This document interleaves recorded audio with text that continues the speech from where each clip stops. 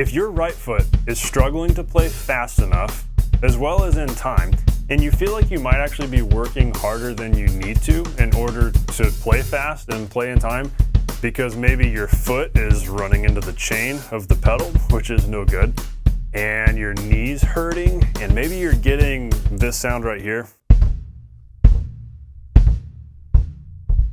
where there's kind of like a flutter and a buzz, and it just sounds really cheap and amateur, and it's frustrating when that happens. If you're running into any of those issues and you're wanting to play faster, more in time, then today's lesson is most definitely for you. Without adjusting your foot to your pedal's sweet spot, you'll struggle to play as loud, fast, or as smoothly as you're actually capable of playing. But there's a catch to this, because there's something that you have to do first in order to make all of this work. I'll show you exactly how today by breaking down my 3 steps to a more comfortable, powerful bass drum foot so that you're able to play any kick drum pattern that comes your way. You can do this.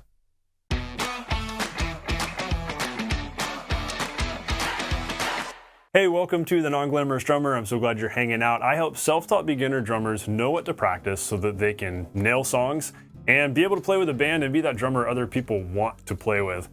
And, if you're getting started, especially if you're a total beginner, there's something that you're probably lacking. And I remember being in this place too, where you've got ideas in your head and you see other drummers play cool stuff, and then you try to play the cool stuff and it just doesn't come across, and everything feels difficult, and you're trying to learn new things and it's just hard. You're having a hard time translating the ideas in your head to the drum set. Well, that's because of a lack of 4-way coordination. That's one of the most important skills you've got to build as a beginner, that 4-way coordination, so that your brain can communicate with all 4 of your limbs, because when you have that coordination, everything on the drums is easy. It's like a superpower. Once you build independence, everything's easy. But without the independence, everything is hard. Needless to say, we've got to build independence, and that requires a method, and the more step-by-step it is, the more progress you're going to make, more quickly. So I've got a totally free resource for you, a free PDF in the description. I want you to go grab right now. You can even pause this video, because this is going to help you out a bunch. It's my 30 days to 4-way rock coordination for the beginner drummer guide. And it just walks you through individual steps, individual grooves that'll gradually challenge your independence over the course of 30 days. If it takes longer than that, it's totally fine, because they do get challenging in the middle. I'll give you that warning. But you'll make a ton of progress just in the first 10 grooves. Even if you stop at like 10 or 12 and you only make it a third of the way through these, you're gonna grow a whole bunch. So let's go build some coordination. That's gonna actually help you out with what we're doing today. So this is a really logical companion, kind of a next step, a supplement kind of guide to today's lesson. So that's why I want you to grab that. So totally free in the description. So any of you who have played in a small room, any of you who are gigging drummers, you've spent some time playing with a band, if you've ever played in a small room, you can probably relate to what I'm about to tell you. So I used to play in this little Irish pub with my band. We were basically the house band there. And we would play there almost every weekend. And we were set up on this stage that really wasn't actually a stage. It's a little Irish pub. There's not a stage. So we're backed into the corner.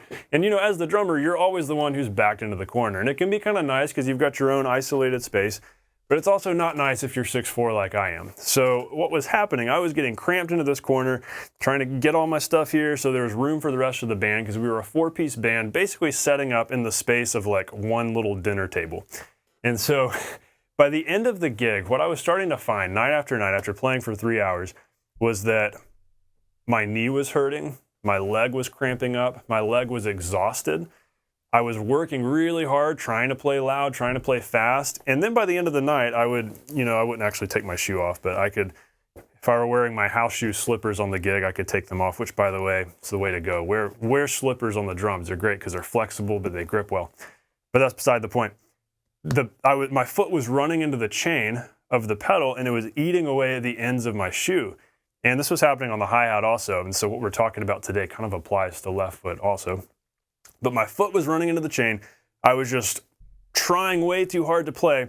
I was destroying shoes, and it was so frustrating because here I am, a professional drummer. This was like, 8 years ago. And I'm like, I'm a professional drummer. I should know what I'm doing. I shouldn't be destroying shoes. I should not be in pain up here. My legs should not be hurting. My knees should not be hurting. What's going on? I was, 24, 25 years old. It's like, I'm in my 20s. Why am I hurting? I shouldn't be hurting at the end of a 3-hour gig. I'm not old yet. So I knew something needed to change. So I started paying attention to some things and making some adjustments. And here's what this comes down to, and I'll finish the story later.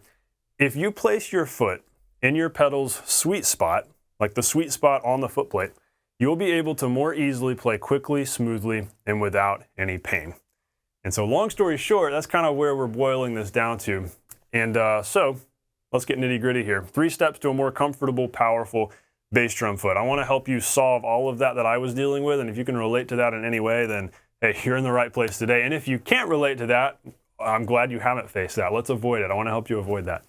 So first step, and I told you in the intro, there's kind of a catch to this. It's one thing to just say, all right, we need to put our foot in a better spot on the pedal. Because in my case, I was running into the chain. If your foot is up here on the pedal, that's bad news, because not only are you constricted because you're, like, there's a whole bunch of stuff you're running into up here. There's a lot of problems involved there. And what I knew was that, okay, I've got to bring my foot further back.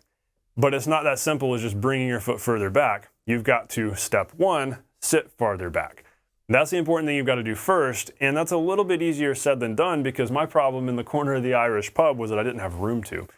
And so I had to figure out, all right, what are some compromises I can make?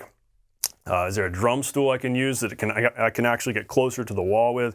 Is there a thinner kick drum I can use so that I've got just a few more inches of space? How can I make this work? So it was like solving a puzzle.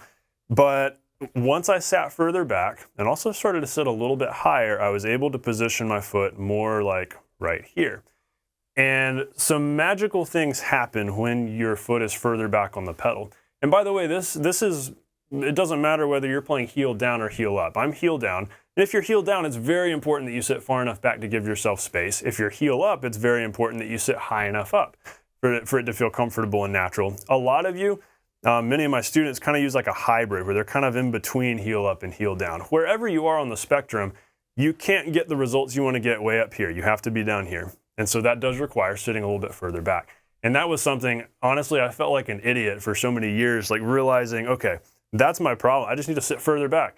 When you're 6'4" and you're spending your career, your gigging career sitting at house kits adjusted for smaller people, you have to make adjustments yourself. I was sitting at, drum sets that were way too small for me. I was having to make adjustments so that naturally I had more leg room here. And so make sure that you sit further back so you can bring your foot to right here. That is our step 2 of place your foot farther back on the pedal. Now, I've been saying your pedal's sweet spot, find your sweet spot. It's going to be slightly different for everybody, but if I take my shoe off right here for our step 2 of placing your foot farther back on the pedal, if you have a size 11 foot, that's what size I am, which actually isn't very big for being 6'4". But if your foot's close to the size of mine, then probably having your heel on the heel plate and about to go off of it, your heel's about to go off the heel plate, that's a really good sweet spot. Now, if your foot is smaller, obviously your heel's a little bit further up. But definitely part of your heel has to be on that heel plate. If you have a pretty small foot and you're finding your whole foot is up here, that's still not going to work too well. If you can have just part of your heel down here on the heel plate, that way your foot can better hinge. That's important. Whether you're heel up or heel down. If you're heel up, then of course your heel's not touching the foot plate, but the heel plate rather. But you want to have it kind of in that realm where if your heel were to go down, that's where it's going to land. So that's roughly where you want to live. And for me, that's about a 2 to 3 inch space between the end of my shoe and the chain. So if I get into my comfort zone right here, I'm comfortable being way down here. That's like 4 inches between end of shoe and chain. I could go up here though. This is about 2 inches between end of shoe and chain.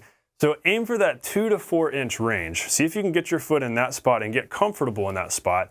Because kind of another catch to this is that it might not feel comfortable when you first make this change. I know it didn't for me. I said, all right, I'm going to change how I'm sitting and how I'm placing my foot.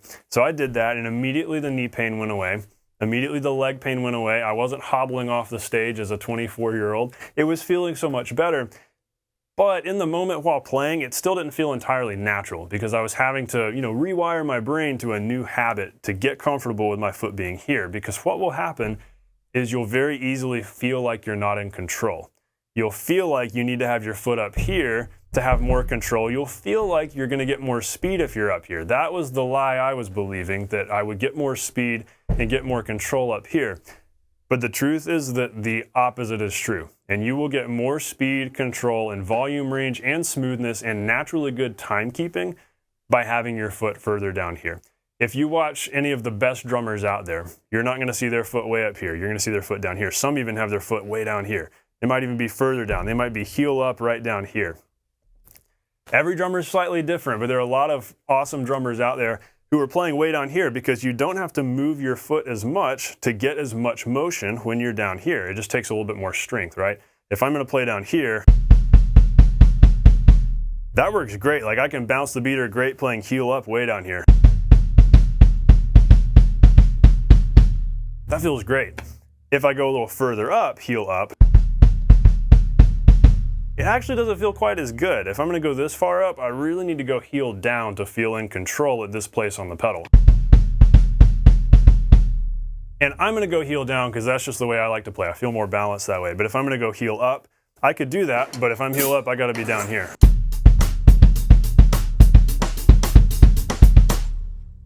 So find your sweet spot according to how you're playing.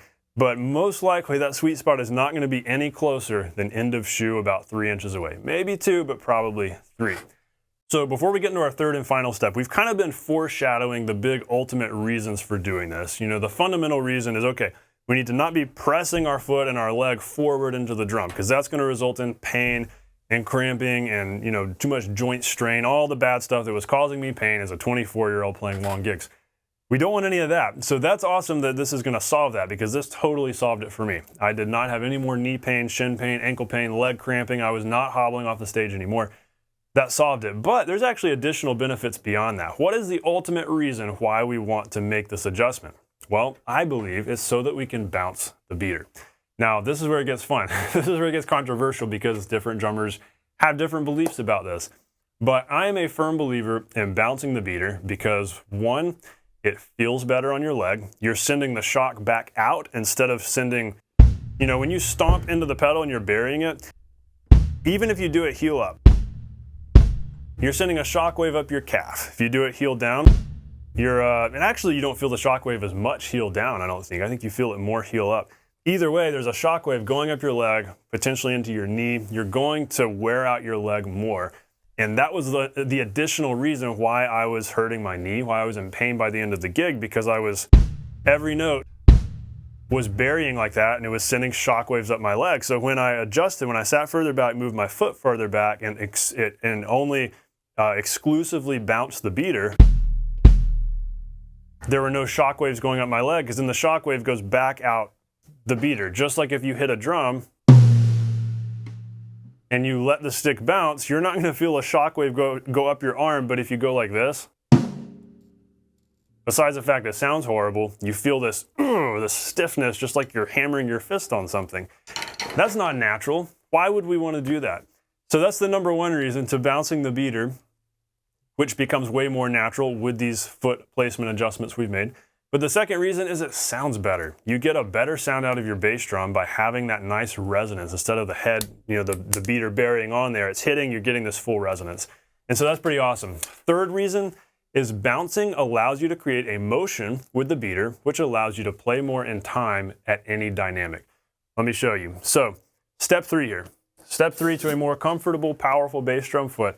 Practice bouncing the beater by finding your pedal's natural tempo. How do we find our pedal's natural tempo? By reaching down and, you know, pulling back on this like a slingshot, then letting go. Dun, dun, dun, dun, dun. The tempo it starts at,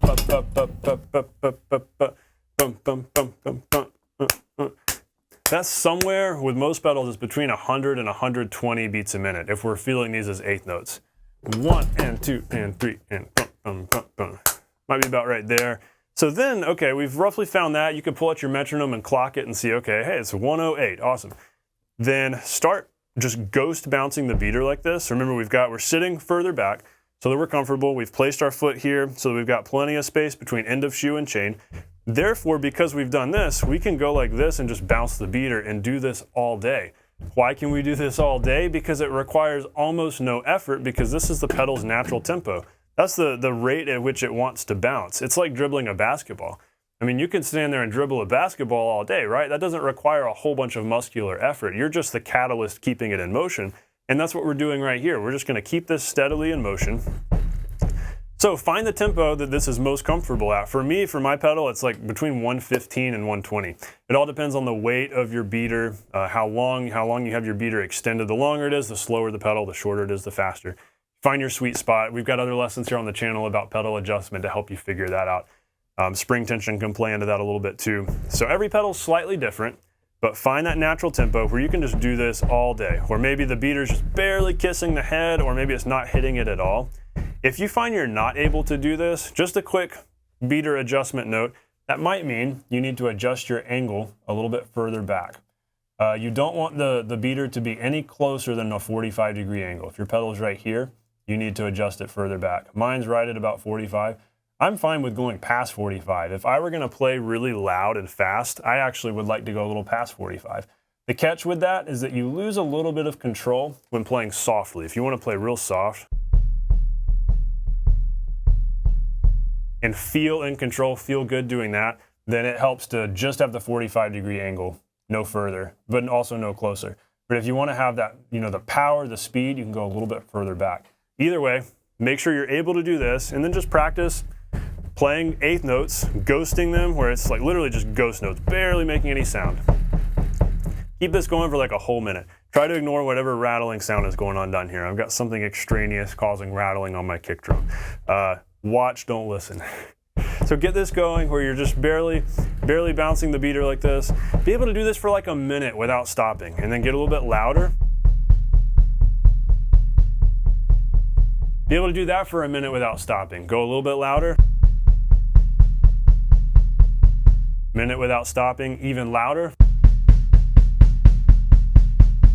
Minute without stopping. All the while you're paying attention to where your foot is, you're making sure it's not sliding up the pedal, so it's feeling good.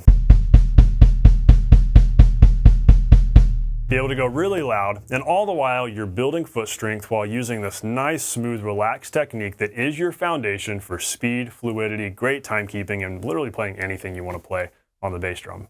And that kind of leads us into the final potential question you might still have, the obvious question of, so how do we build foot strength? Well, that's one way to do it, just sitting there and playing singles. How do we improve our hand technique? We sit there and we play singles. How do we improve right foot technique? We sit there and we play singles, making sure our foot is placed properly. We've got this nice smooth motion. So we've got all this good stuff happening, no more leg pain, no more ankle strain. The pedal's naturally playing in time because of this motion, and it's feeling great. And you can then go a little faster, you can go a little slower, and you can learn to control those different tempos as you're getting comfortable doing this. But here's the ultimate way you build strength, and this is how I did it when I was first getting started. Play a bunch of songs. Just spend time playing along to your favorite songs.